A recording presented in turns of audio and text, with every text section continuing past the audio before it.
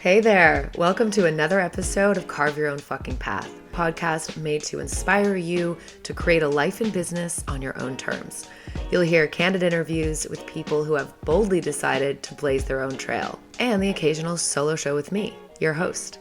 I'm Willa McDonough, on-camera coach, storyteller, and remote video producer. 5 years ago, I moved from my home base of San Francisco to the coast of Portugal, taking a big leap into the unknown. Some called it courageous. I called it carving my own fucking path. Today, I live in Lisbon and run a business that elevates your online presence, helping you show up confidently on camera to create videos that showcase your brand and personality so you can get more visibility and attract clients by being yourself. If you're just starting out in business or you've been doing it for a while, you're sure to pick up tidbits of actionable advice and hopefully feel inspired by stories from people who have chosen the unconventional and sometimes messy path. And if you've been waiting for a sign to start carving your own fucking path, this is it. I'm so happy you're here. Welcome to the podcast, Carve Your Own Fucking Path.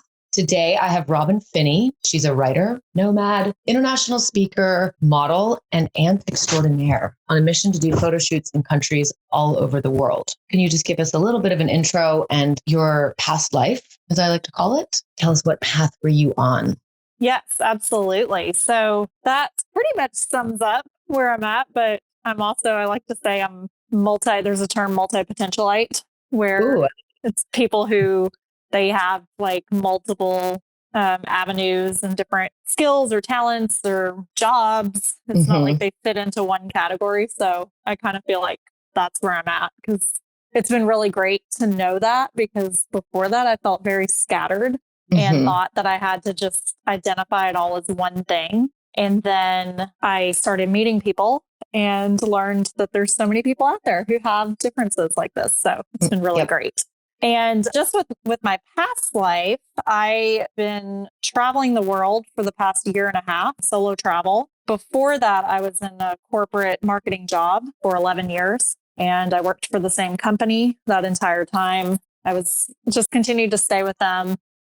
And I always had kind of in the back of my mind this dream of traveling the world and being a nomad, kind of what I'm doing now, exploring and experiencing different places. And to help in the interim during all the years before I even got to this point, I had a work to travel mentality. So basically I would work, save my money up, and go travel and go to different places and different countries.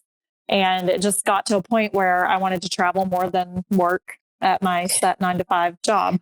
I know the feeling. Yes, yes. I wanted to mention that I heard you on a podcast. It was called When to Jump. Life has been very different for you, I think, since then. You were talking about this jumping off point from what you're speaking about is, this long-term committed job, I guess you could call it. And, but having big dreams of other things, but not necessarily knowing when to jump exactly. I don't know if there's ever like the perfect time, right? So I really connected with your story when I heard you on that podcast and been following you ever since. Yeah, that was a year ago. Okay. It's interesting to see just all that's kind of transpired since then. And even within 2 years and now almost 3 years, I guess in January, it'll be 3 years since I read the book, When to Jump. And it's actually reading that gave me the courage to kind of take the next steps towards making this jump, because I found a mutual understanding and connection with all of these stories of different people who were making changes in their life. And a lot of them were unconventional changes. And so it showed me that I wasn't alone and that I wasn't crazy. Yeah. So I think it helps to have other people who you can relate to. I was just going to ask about that because, clarity is the first step in a lot of this. You can have some clarity about what you want, but then it's then the courage that follows it up. So would that book have been your moment of clarity? It was part of that. I had prior to that, about 6 months prior, I was on a meditation retreat, and that was kind of the first moment that I got a hit and an insight that I was playing it safe in life and that it was time for me to quit my job. And so I planted the seed about 6 months prior, and then I still wasn't making the changes. And then I read that book, and then it was kind of like, okay, you can do this. Why are you, Mm-hmm. I mean, yes, there's going to be fear associated when you're making any kind of big change in life. Right. And it was just encouraging to read others who had gone through similar experiences. Mm-hmm.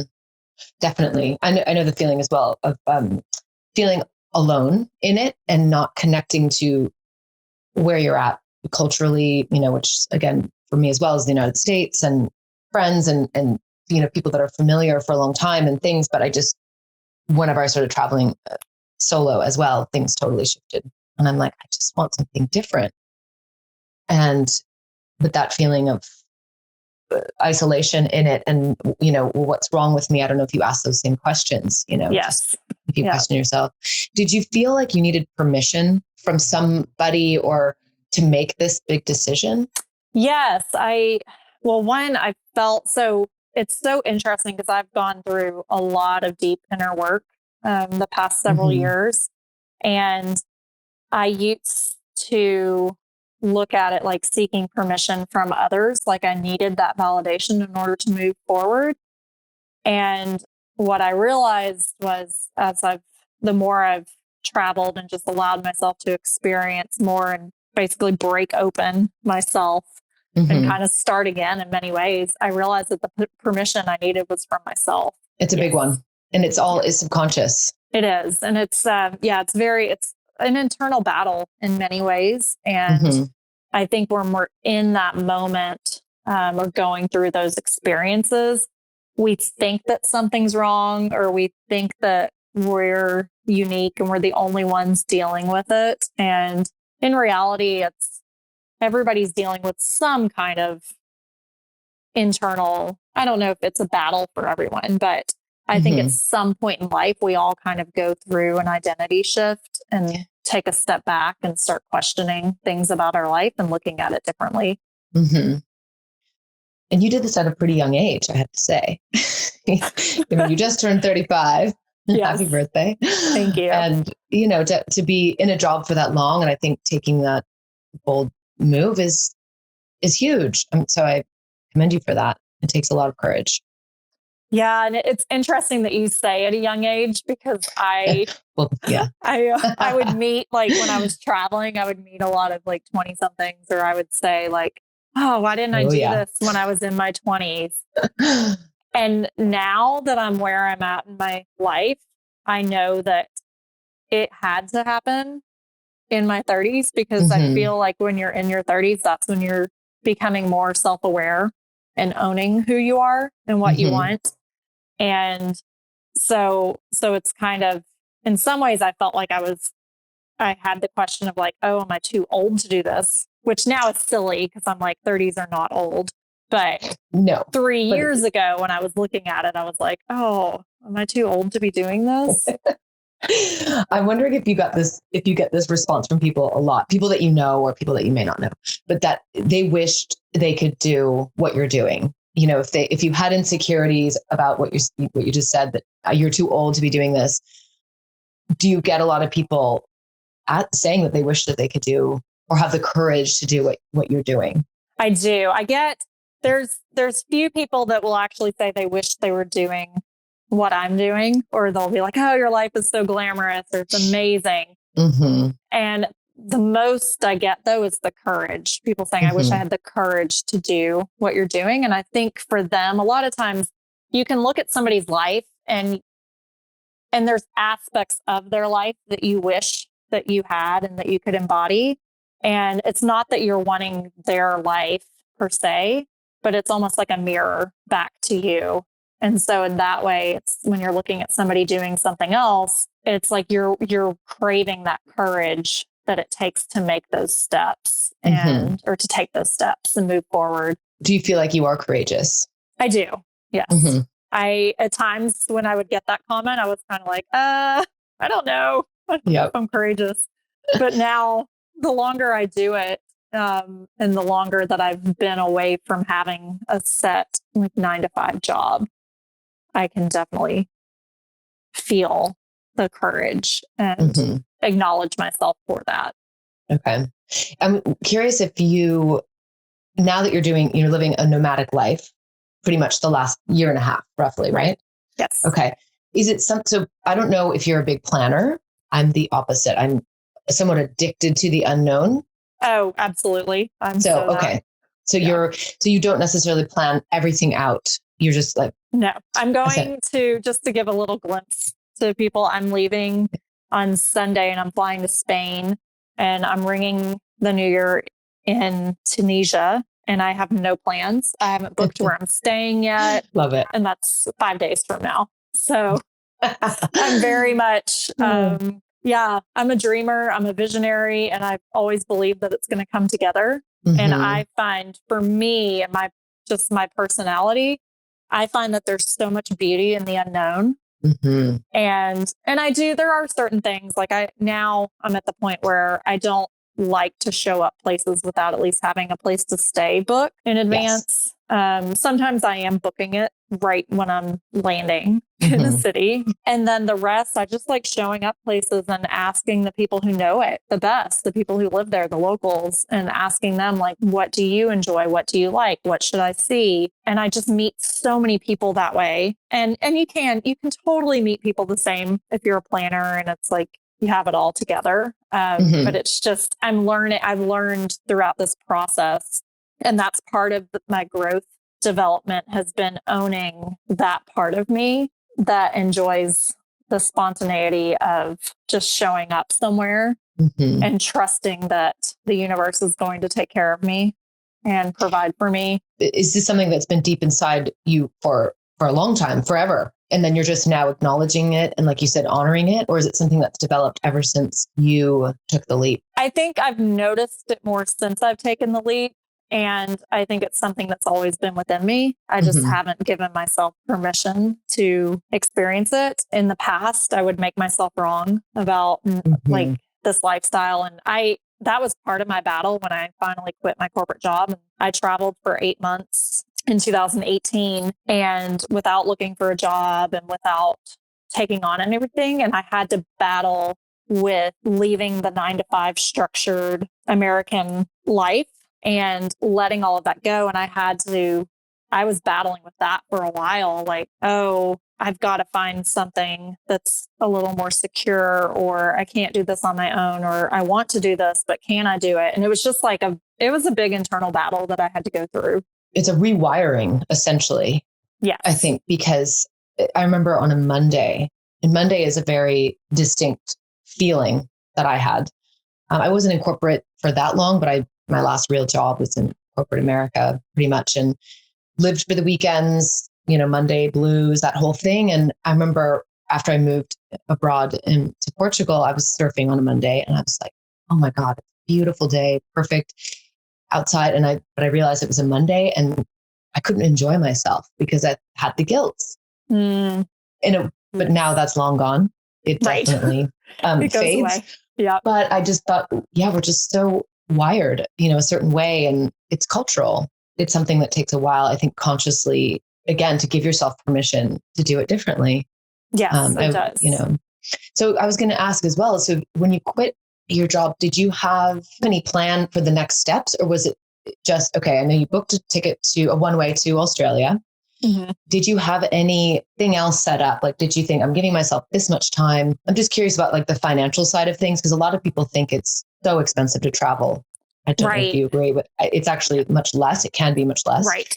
Did you have any ideas for how you would earn an income on the road, or did you just put that aside? So when I left my job, I didn't have a lot in savings.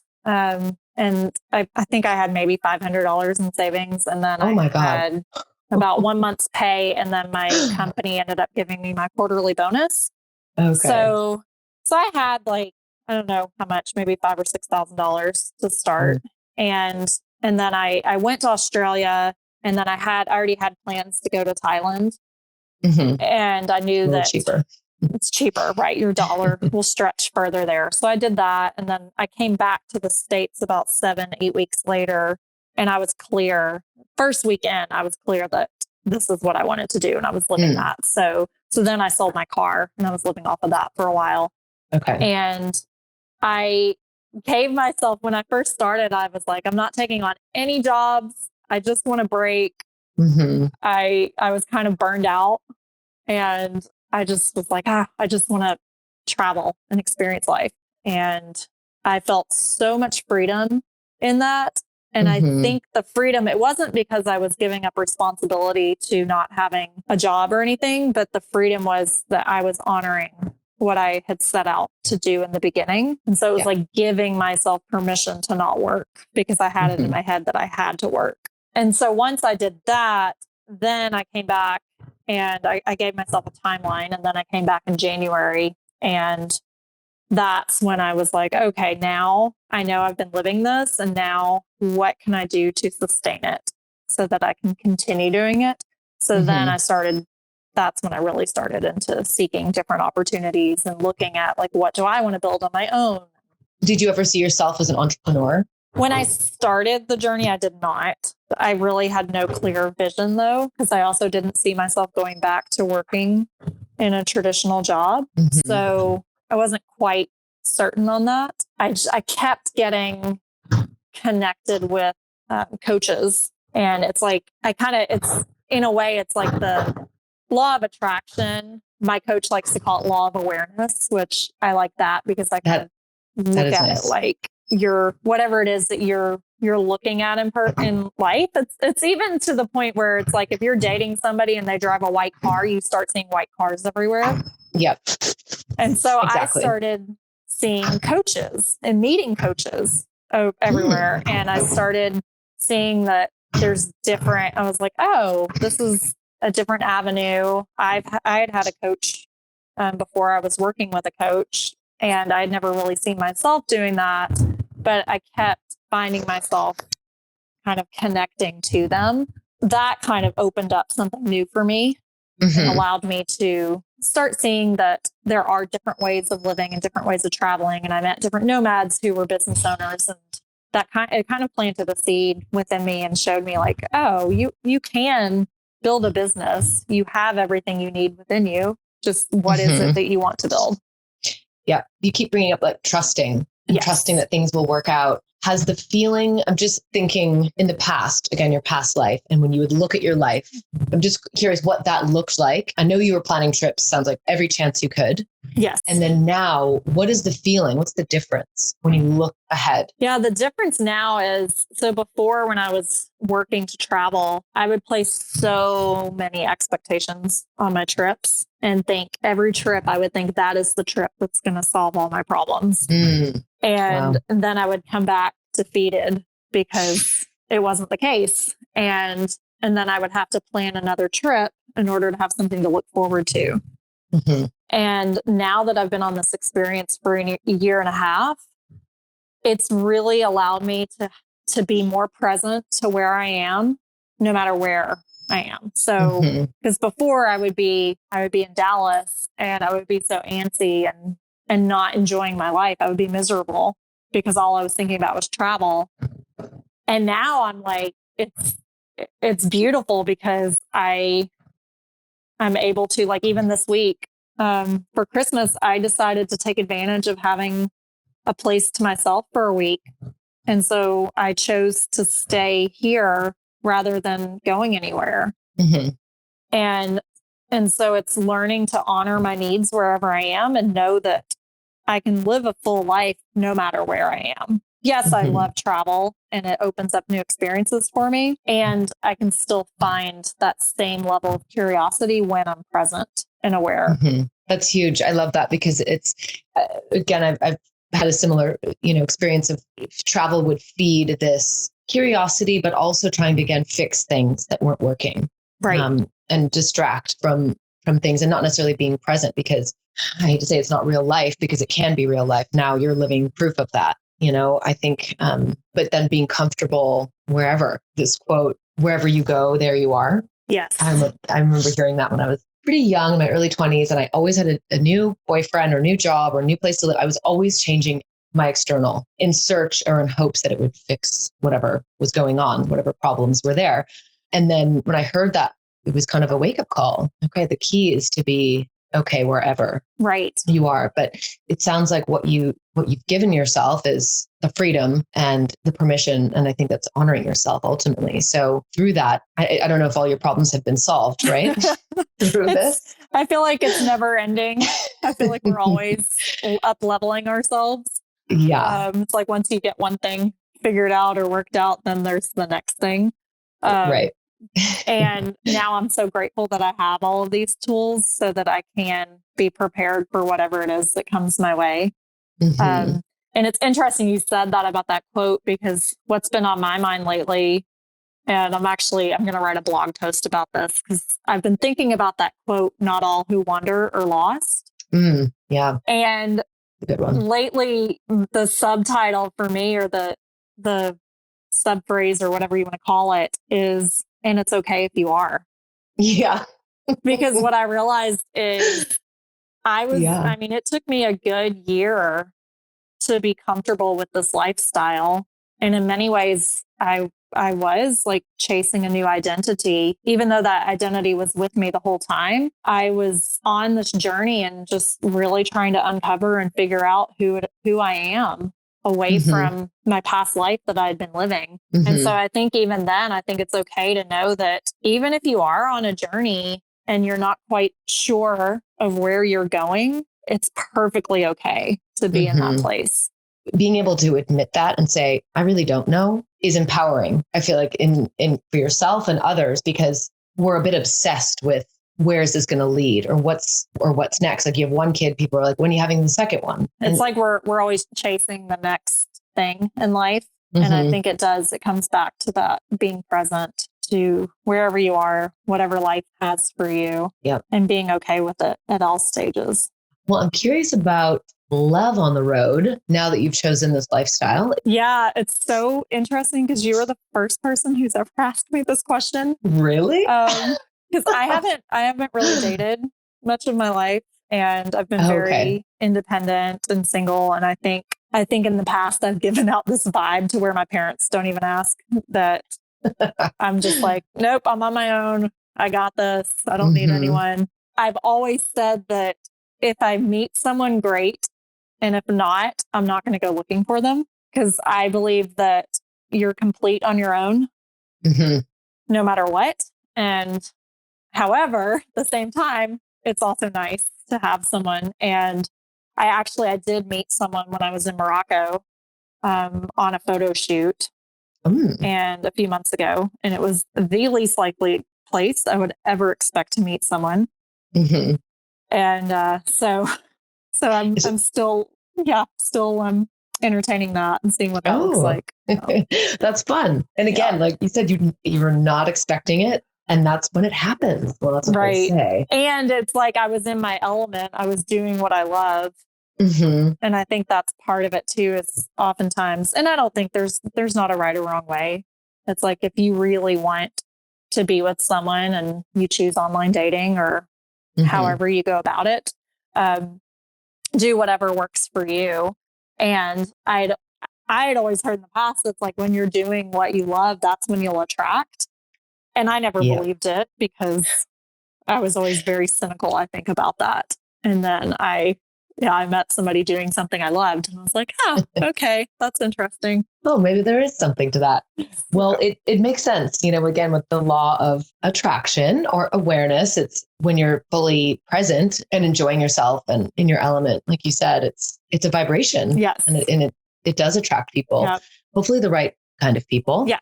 So I want to talk about your photo shoots and everything you're doing now. But before that, I wanted to touch on something that you recently wrote about. You said this is your most vulnerable, open, and difficult blog post that you ever wrote. It's called An Open Letter About Faith, Religion, and Freedom. And I'm just curious, we talked a lot about courage and clarity. I just found it to be extremely courageous, what you wrote about and revealing that side. Yeah, I'm happy to talk about that. That was part of, I think, my battle that I was going through. And this even started before my journey. I started just kind of questioning how I was raised and taught to believe in terms of religion. I started taking a step back from that and asking myself, I've been conditioned this way. I appreciate my family and my parents and those who have instilled that level of faith and belief in my life. And at the same time, I had never really taken a step back and looked at it like, okay, here's one way.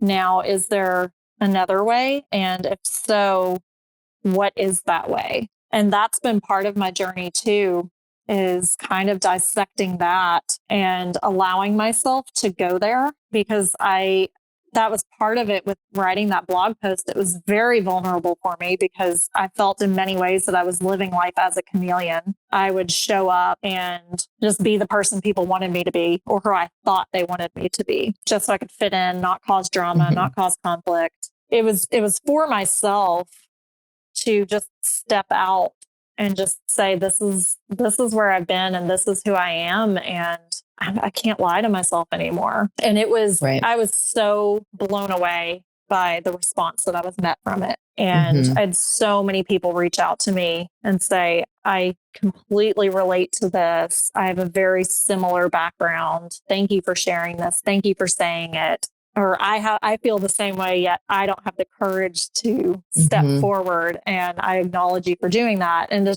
so it was really eye-opening for me on that level. That's huge, isn't it? And you think, God, what if I didn't write this? Right. You know, what if I held back? And if you can connect with one person, it seems worth it. Yeah. And I think that's how I feel every time I write, is I say, if I can only connect with one person, there's somebody out there who's meant to hear this message. And I feel the same like this with like raw, authentic conversations. It's like sometimes you're having the conversation and you think, who's going to listen to this? And there's somebody out there who needs to hear this conversation. Pretty amazing time to be alive. Yes. As well, you know, being able to share all this. And so I think, a good segue is, to what you've created and what you're currently creating with all of the different things with your blog and your international photo shoots. I mean, the photo shoots are something really unique. I love that you're honoring this side that you wanted to model. I was just reading, in your early 20s, you had this dream of becoming a model, and then you didn't get on, I think it was America's Next Top Model. Yeah, it was such a last minute spontaneous thing that I did. It's great. I love that you tried. But I was like, hey, why not? And that you didn't let this, let that just fade. So if you could talk a little bit about your photo shoots. You are extremely photogenic, by the way. Oh, thank you. It's interesting. In the past, even my senior year in high school, I hired a photographer to do a photo shoot with me for my senior photos. And this was before, I think now it's more common for kids to do photo shoots before they graduate. But when I graduated, it was the traditional like drape and pearls and headshot type photo. And I wanted to do a photo shoot. And when I was traveling, I was going to the city of Mexico and I saw how colorful it was. And I thought, that would be a really cool place to do a photo shoot. And I found a local photographer. So at first it just started out as just something I wanted to do for fun. And during the experience, I saw how much it lit up the people that I was working with. So the stylist who did my makeup and the photographer, and it really opened and sparked something within me. And I thought, this is a really cool way to experience another culture, is by hiring local and allowing them to take you to their favorite places and tell you the stories behind the places and why they love them. And then also learn about their own journey and why they chose to be where they are today. And several of the photographers I worked with they've had previous jobs before. Like the photographer I worked with in Paris this past summer, he was a nurse for, I think, over a decade, but he always loved photography. And then he finally pursued that full time. And now he has this full blown fashion photography business. Incredible. And so it's been really cool to just meet the people behind the scenes and also embody their culture. And so I started doing that. And then the more I did it, the more I realized that it's an even bigger mission than that. While the photos are cool and I love doing it, it's fun, like getting dressed up and and playing. For me, my why for doing it is so that I can connect with the people behind the scenes and then tell their story so people can connect more with the culture, and also shine a light on these places where I travel and show people that the world is not a scary place. And I believe in the higher good and humanity. Yes, bad things happen, but I believe that there's more good in this world. I also believe that the energy you put out is the energy that you'll attract. And so when you're traveling and you're showing respect to the cultures where you are and showing a genuine interest in learning about it, I feel that will just come back to you in just goodness. I think we all have a belief system, around things. And it's interesting that people that come out of the woodwork with their fear, I feel like that same sort of input, don't go there. It's, what are you thinking? My mom, for example, same thing. She's, you're going where? Right. Actually, most of the time it's lack of experience. So I'm sure you've inspired many people. I mean, it's been inspirational to watch your journey so far. Just this last year, now that you have a full on business that you're running now with photo shoots, you're designing them for other people. Yes. Creating them in different cities throughout the world. And then you're also doing retreats. Talk a little bit about what you're doing. Yeah. So I'm leading my first international retreat in May in Spain. And exciting. The premise or the whole reason I'm doing it is to support people who want to solo travel and they're not ready to do it on their own. Because I found that so many people they'll see what I'm doing and they're like, oh, that's so courageous. I don't know. I could never do that. And yet they have a desire to travel and they may not have people in their life who want to travel. And so it's creating an experience for people to come along, and then throughout the trip, I'll give them different challenges, and it's all about like gaining confidence and being comfortable with the uncomfortable and just learning to trust yourself and also the goodness in humanity. So I'm really excited about that. I co-led my first retreat in November in the States, and it was really, really exciting and a great experience. And then also just being in the moment, it showed me like, oh, I can do this, and it's something I want to do. That's the key, right? Right. You have to experience it. And then you have a word. I'm curious about this as well, because we're all setting intentions now for 2020. You have a challenge coming up about a word of the year. Yeah. So I've never heard this before. I realized I've been doing this for several years now, where I will pick a word to define my year. And in the past, I would be I'm a list maker. And so I would list like all these resolutions and things I was going to do. And as most resolutions happen, they fall away after a few weeks. A lot of times it's like we have all these hopes and ambitions and we forget all of the patterns that we have in our life or habits. It's not something that's just going to change overnight. Life happens and we don't always have the knowledge or tools to move our resolutions or goals forward. And so I found that a word is actually the glue that holds your resolutions together. So it's almost like you're setting an intention for how you want your year to go. And it becomes like almost a subconscious reflection in your mind. Like this year, my word was serendipitous abundance. It was words, 2 words. I love that. But it's been cool because it's shown up for me in experiences and the people that I meet and getting like podcast interviews or speaking opportunities or different things that I necessarily didn't know was going to happen, but I had this intention. I feel like it helps you keep you grounded and it carries you through the year. Okay, this is one of my favorite questions. What scares the shit out of you and excites you at the same time currently? That's so funny you say that, because I feel like it's everything I'm working on right now with my business, launching a course or launching a retreat. It's like I'm so excited about this retreat and I've been talking about it for months and I haven't launched the dates yet because it scares and excites me at the same time. It's almost like you're standing on the edge. And I jumped off a cliff in when I was in Morocco, and it was terrifying. And I almost talked myself out of it many times. And then finally I just took the leap And after I did it, I was like, oh my goodness, that was so exciting. And so I feel like that's anything in life, is when you're putting yourself out there and creating something new, even if it seems like something so simple as launching a course or announcing a retreat, it's still you're standing on the edge of something.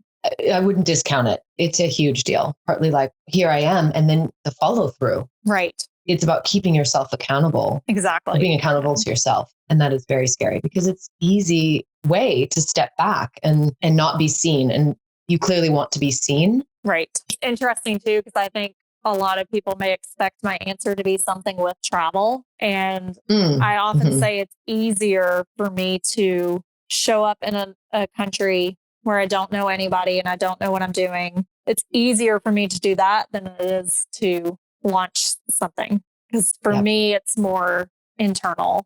You're really putting yourself out there. You're offering so many different things for people. I want people to get in touch with you or be able to follow you on Instagram. So if you could just shout out some of the ways people can find you online. Yes, absolutely. So my Instagram, website, Facebook is all the same. It's Wandering Ant, and that's AUNT.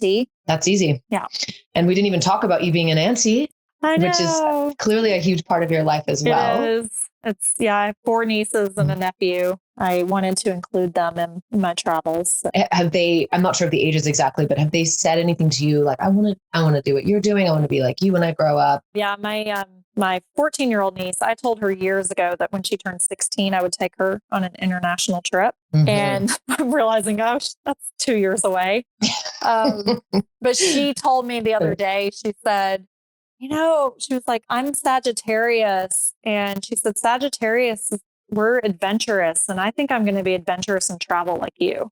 I'm a new auntie of 6 months, and it's such a game changer. I had no idea that it would be such a deep connection and everything else. And so I don't live in the States, full time. So that's been difficult, miss these moments. But at the same time, I think being able to live true to who you are is also pretty important, and for them to see people living differently and how you want to. Yes. And that's what I always say is I want to show, I call them my littles, and I want to show them that they can live life however they would like. It doesn't have to be like the way that society defines it.